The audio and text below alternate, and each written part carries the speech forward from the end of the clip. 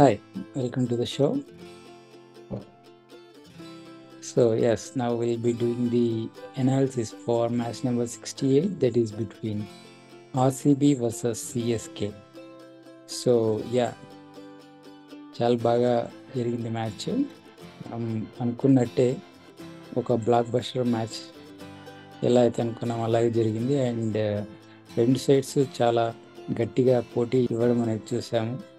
And ఆర్సీబీకి definitely expect చేసాం మనం, ఆర్సీబీకి advantage ఉంటుందని చెప్పేసి. అండ్ అలాగే జరిగింది. Even though they last the toss, వాళ్ళు ఫస్ట్ బ్యాటింగ్ చేసినప్పటికీ చాలా బాగా రన్స్ అయితే స్కోర్ చేసి మంచి పొజిషన్లో ఉన్నారు. అండ్ సిఎస్కేకి డెఫినెట్లీ ఆ రన్ స్కోర్ చేయడం డిఫికల్ట్ అవుతుంది అని ఎక్స్పెక్ట్ చేసాము. అలాగే జరిగింది. సో యా, ఏమంటారు? Wow, what a match. మనం చెప్పినట్టే this is the match for the season అని అన్నాము, అలాగే జరిగింది. I think this is excellent match. Both the teams వాళ్ళ స్ట్రెంగ్స్ ఎంత ఉంటే అంత పెట్టి ఆడాయి. And RCB fantastic. అసలు వాళ్ళ కాన్ఫిడెన్స్ లెవెల్స్ ఇప్పుడు స్ట్రైట్ 6 wins తోటి ఎక్కడో బాటమ్ ఆఫ్ ద టేబుల్లో ఉన్న టీము ఇప్పుడు ప్లే ఆఫ్స్కి వచ్చింది అంటే last 6 wins extremely excellent. They completely turn around. It's a completely different team now. చూస్తుంటే వాళ్ళ కాన్ఫిడెన్స్ లెవెల్స్ కానీ, the way they are on the field, batting, start of the match ఎంత perfect ఉన్నాయి. Even first ఇన్నింగ్స్లో ఎంత మంచి start అయితే లభించిందో, second ఇన్నింగ్స్లో కూడా అంతే మంచి స్టార్ట్ లభించింది. మనం ఎవరెవరైతే కీ ప్లేయర్స్గా ఉంటారనుకున్నామో వాళ్ళే పర్ఫామ్ చేశారు. And it is so good. And RCB ఫ్యాన్స్కి ట్రీట్, ఫంటాస్టిక్ ట్రీట్ అనే చెప్పచ్చు. ఇంతకంటే మంచి మ్యాచ్ ఆర్సీబీ హోమ్ గ్రౌండ్లో వాళ్ళ ఆడియన్స్కి ఇస్తుంది అని అయితే ఎక్స్పెక్ట్ చేయలేదు. This is the wonder. Definitely RCB గురించి కనుక తీసుకుంటే ఒక కేస్ స్టడీ చేయొచ్చు వాళ్ళ మీద. ఎందుకంటే వాళ్ళు ఫస్ట్ హాఫ్ ఆఫ్ ద సీజన్లో అయితే ఒకే ఒక మ్యాచ్ గెలిచారు, అన్నీ ఓడిపోయారు, బాటమ్ ఆఫ్ ద టేబుల్లో ఉన్నారు. డెఫినెట్లీ దే వర్ అవుట్ అని కంప్లీట్గా అనుకున్నారు. ఇక్కడి నుంచి ప్రతి ఒక్క మ్యాచ్ని గెలవడం, ప్లే ఆఫ్ దాకా రావడం అనేది చూస్తే ఇట్స్ డెఫినెట్లీ ఒక డిఫరెంట్ థింగ్ అని అనుకోవచ్చు. మరి ఏం జరిగింది, ఏం చేంజ్ చేశారు, ఎలాంటి టీం వర్క్ ఉన్నింది, అండ్ మనం మాట్లాడుకున్నాం వాళ్ళ మేనేజ్మెంట్ కూడా చేంజ్ చేసేయాలి అని చెప్పేసి. And pulled out something different every time they turn, అంటే లాస్ట్ 6 matches కనుక తీసుకుంటే. So ya, what you say about that? డెఫినెట్గా లాస్ట్ 6 matchesలో మనం చెప్తూ వచ్చాము, ఎప్పుడైతే ఆర్సీబీ ఫ్రీడమ్తో ఆడుతుందో, ప్రెషర్ లేకుండా ఆడుతుందో, they are completely different team. అది కనిపించింది. మనం లాస్ట్ సెవరల్ మ్యాచెస్ చెప్తూ వచ్చాం. ఆర్సీబీ ఆ బాటమ్ ఆఫ్ ద టేబుల్లో ఉన్నప్పుడు ఇంకా అవసరం లేదు, దే ఆర్ కంప్లీట్లీ అవుట్ అనుకున్నప్పుడు వెరీ ఫ్రీడమ్తో ఆడారు. అండ్ అక్కడ స్టార్ట్ అయింది వాళ్ళ జర్నీ. ఆ విన్నింగ్ స్ట్రీక్ అనేది అక్కడ స్టార్ట్ అయింది. ఇంకా అది నాన్ స్టాప్గా they are playing with lots of freedom. So I think exceptional play అనే చెప్పచ్చు. అండ్ ఓవరాల్గా వాళ్ళు చేసిన చేంజెస్ అన్నీ బాగా వర్కౌట్ అయ్యాయి. ఓపెనింగ్ స్లాట్ బాగా వాళ్ళు ఫామ్లోకి రావడం, ఎస్పెషలీ ఫ్యాఫ్ కానీ విరాట్ కోహ్లీ కానీ అద్భుతమైన ఫామ్లో ఉండడము, దానికి తోడు ఆ చిన్న చేంజెస్ ఏదైతే మేనేజ్మెంట్ వైపు నుండి వాళ్ళకి లభించిందో అది తోడవడము.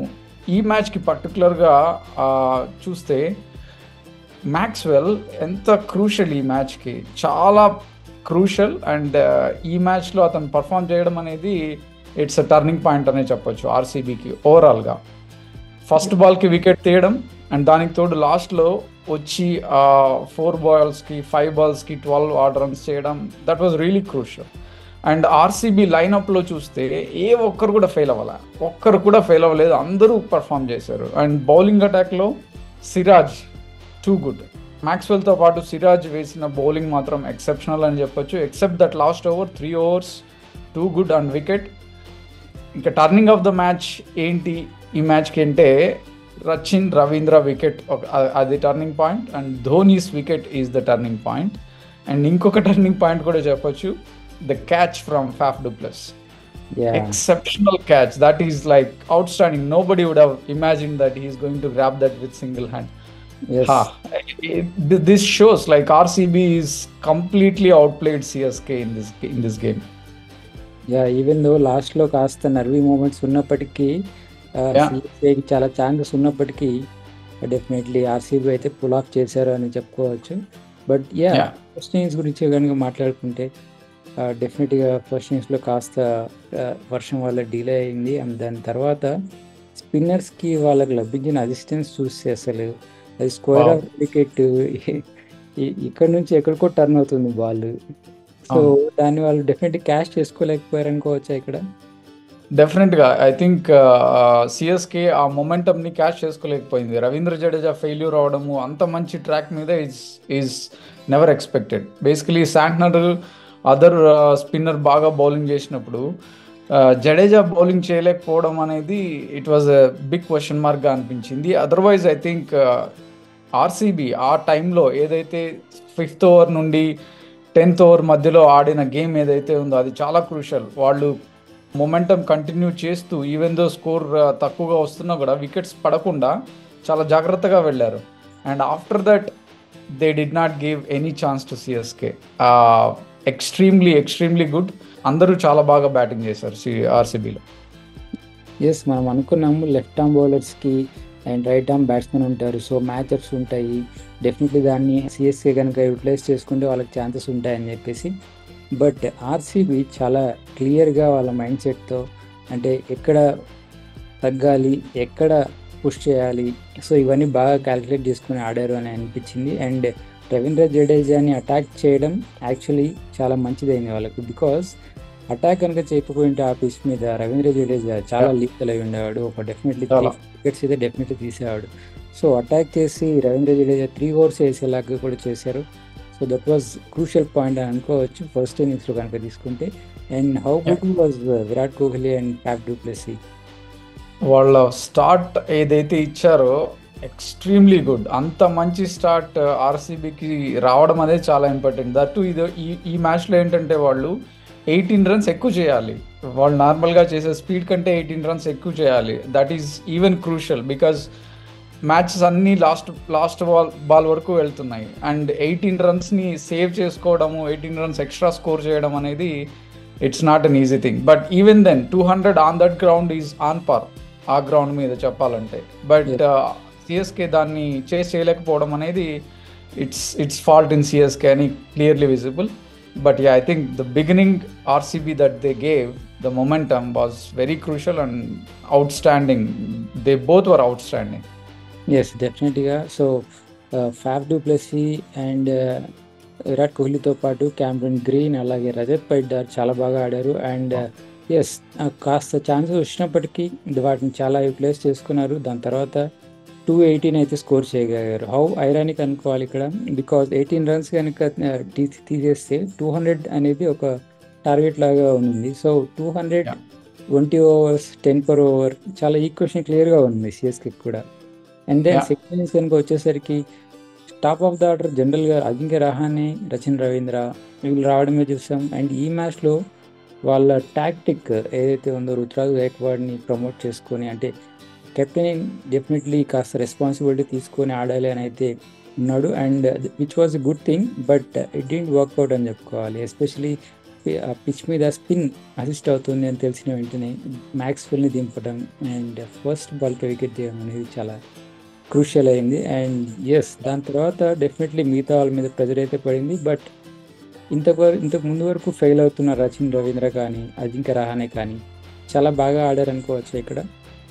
డెఫినెట్గా అందులో డౌట్ లేదు. I think Rachin Ravindra innings was very crucial. ఏదైతే కర్న్ ఓవర్లో 17 runs ఆడ్ రన్స్ స్కోర్ చేసి he took away the game. ఒక పాయింట్ ఆఫ్ వ్యూలో చూస్తే they were able to chase down easily ఆ వికెట్ కనుక పడకుండా ఉండింటే. And Rachin Ravindra and Rahane's partnership was very crucial ఆ టైంలో. అండ్ దానికి తోడు వచ్చిన శివం దూబే ఫెయిల్యూర్ అవడం it's gave lot of edge to the RCB. So కాబట్టి ఇక్కడ రచిన్ రవీంద్ర ఇన్నింగ్స్ చాలా క్రూషియల్ అనే చెప్పొచ్చు. అతను ఫామ్లోకి రావడం కూడా ఒక రకంగా మంచిదే. If not this season, next సీజన్లో మాత్రం he's going to be a very difficult batsmen to bowl. Yeah, definitely. జనరల్గా ఏదైనా టీం తీసుకుంటే ఒక 6 wickets కానీ పడినాయంటే మ్యాచ్ క్లియర్గా క్లోజ్ అయిపోయింది అని అనుకోవచ్చు. బట్ సిఎస్కే గురించి కనుక తీసుకుంటే 6 వికెట్లు పడిన తర్వాత they have Dhoni and Ravindra Jadeja ఆడుతున్నారు బ్యాటింగ్లో. అంటే how much depth they have అనేది క్లియర్గా తెలిసిపోతుంది. దాని తర్వాత షారుల్ ఠాకూర్ రావాల్సి ఉంది, and which is a very good thing. And దాని తర్వాత చూసుకుంటే దాన్ని క్యాష్ చేసుకోలేకపోయారు అనుకోవచ్చా ఒక రకంగా సిఎస్కే? డెఫినెట్గా ఐ థింక్ డెఫినెట్గా క్యాష్ చేసుకోలేకపోయారని చెప్పొచ్చు. ఒకవేళ ధోని కనుక ఒక బాల్ అలా వేస్ట్ చేసినా కూడా ఆ ball it's a different thing. Like he hit 110 meter 6 for the previous ball. He could have just taken a single basically. ఎందుకంటే అక్కడ టైం ఉంది, అంత తొందర లేదు, because you got a 6 of the first ball. కాబట్టి ఇమ్మీడియట్గా షాట్కి వెళ్ళడము, అది స్లో బౌన్సర్ కావడంతో it turned in. And Yash Dayal ఈ మ్యాచ్లో అతని ఎక్స్పీరియన్స్ ఏదైతే ఉందో లాస్ట్ సీజన్లో నేర్చుకున్నది ఇది కంప్లీట్గా కనిపించింది. And he bowled immediately slow balls. And last ఓవర్లో 3 డాట్ బాల్స్ వేయడం అనేది ఇంకా అవుట్ స్టాండింగ్. అంతకంటే ఎక్కువ ఎక్స్పెక్ట్ చేయలేము ఒక బౌలర్ నుండి. సో డెఫినెట్గా లాస్ట్ 2 balls వరకు సిఎస్కి గేమ్లో ఉంది, వాళ్ళకి ఛాన్సెస్ కూడా ఉన్నాయి. రవీంద్ర జడేజా క్రీజ్లో ఉన్నాడు, బ్యాటింగ్లో ఉన్నాడు. సో డెఫినెట్లీ మళ్ళీ ఒక లాస్ట్ ఇయర్ ఫైనల్ లాగా అయ్యే ఛాన్సెస్ ఉన్నాయని అనుకున్నారు.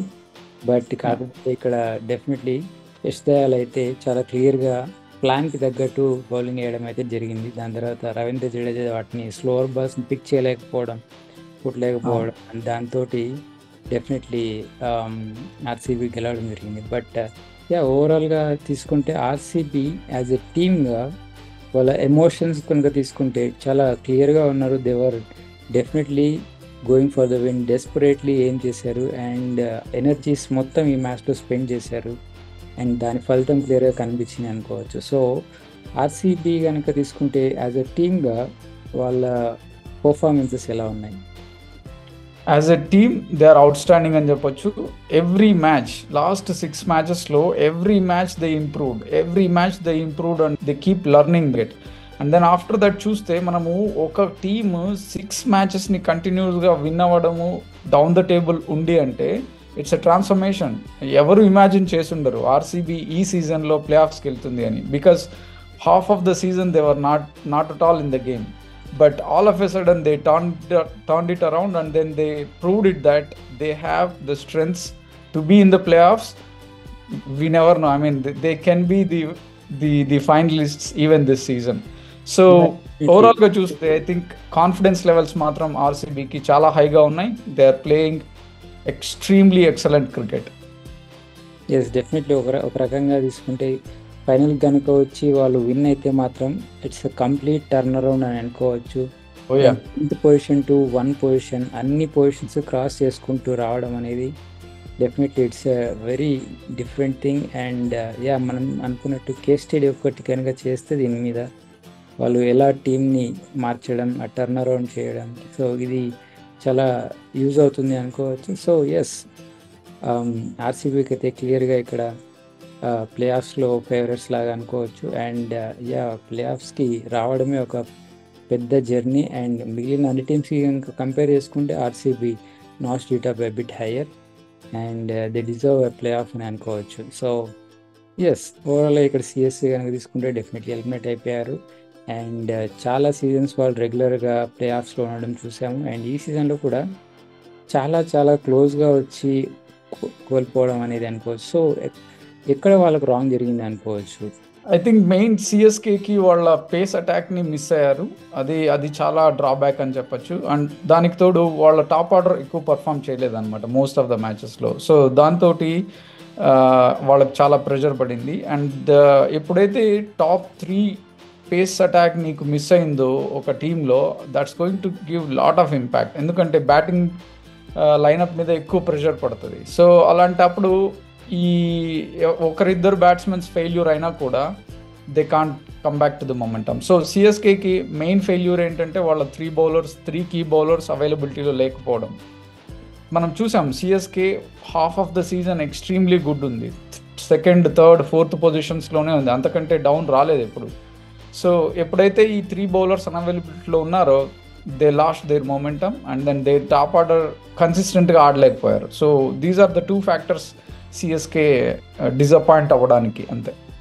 Yeah definitely. And ya Dhoni గనక ఒకవేళ ఇదే లాస్ట్ సీజన్ అయ్యి నెక్స్ట్ సీజన్లో కనుక ఒకవేళ ఆడట్లేదు అని తెలిస్తే అండ్ యా ఒక final match and he played well and play offs వరకు తీసుకెళ్ళలేకపోయారు అని అనుకోవచ్చా? Yeah but Dhoni played his role. అతనికి ఏదైతే రోల్ దానికి ఇచ్చారో హీ ప్లేడ్ ఇట్ ఎక్స్ట్రీమ్లీ వెల్.